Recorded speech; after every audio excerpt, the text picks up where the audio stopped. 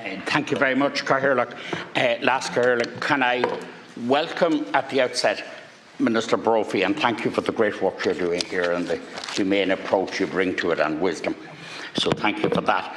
Can I welcome somebody who's a wonderful exemplar of the best of our immigrants and what's diversity, the wonder of diversity in our country, the guest of my colleague, Senator Linda Nelson-Murray, Councillor Yemi in the gallery there, who exemplifies the best of immigration to our country.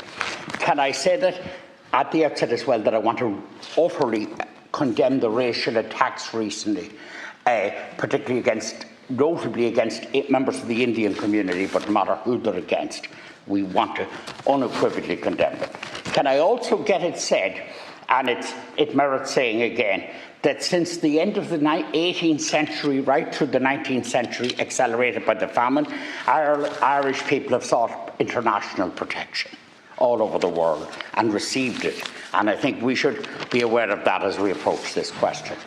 Can I also turn to the question of economic migrants, 1 in 5 in the country at the moment, and say that in a breakdown here in 2025 in the health system, 12,500 economic migrants, or rather people who have come in to work, and 54% of nurses trained abroad, 12,500 working in the health service, in IT 6,000, in agriculture 3,500, in our hospitals of various care, our hospitality, 3,000. And there aren't accurate figures for engineering and construction, but the numbers are very high. So we really need these economic migrants, we need them, and our demographic structures in Ireland will make them increasingly necessary. And I think that's a backdrop that needs to be kept in protection. Now, also, or in context, also I think there's nobody who would sane or reasonably mentally well who would question the correctness of bringing in under temporary protection scheme, the Ukrainians to this country. And to date, my colleague, Senator Ahern, who's has a personal interest in Ukraine and an expertise, tells me that about 120,000 have come in and all. Currently there's about 80,000 there, 80,000 here. They are here as temporary applicants, and they have a lot to bring to our country, and they will bring a lot to our country. A lot of them will go back, but those who stay have immense things to give us. But that is a scheme that nobody would question.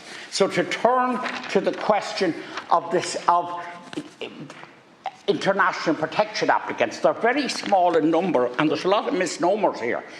For example, in 2020 we had 13,643, in 2023 13,271, in 2024 18,554, in 2025, interestingly, as a consequence of a number of initiatives, 9,580. So let's be realistic. This is very minuscule in the overall context of migration onto our shores. So let's not be crazy in our analysis of this. And people need to know that this is and I have something to say to the Minister on that, but just another figure.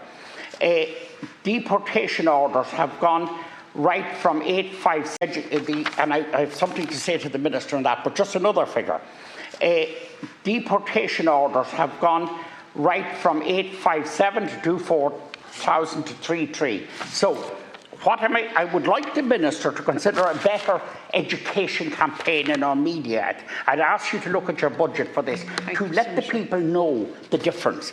The number of people that I meet in shops, hairdressing saloons, everywhere, who talk to me with the best of human intent, but with complete ignorance of the situation, that the distinction between economic. So could we have an education campaign, more than you're even doing, a public education campaign on this issue? I also welcome, and I'm finishing, the movement to the use of state lands and state housing, because we need our hotels back open. And would the Minister elaborate on where we're at with that, how he projects that to go on into the future? You have managed on that basis, I leave it. Thank you. Senator.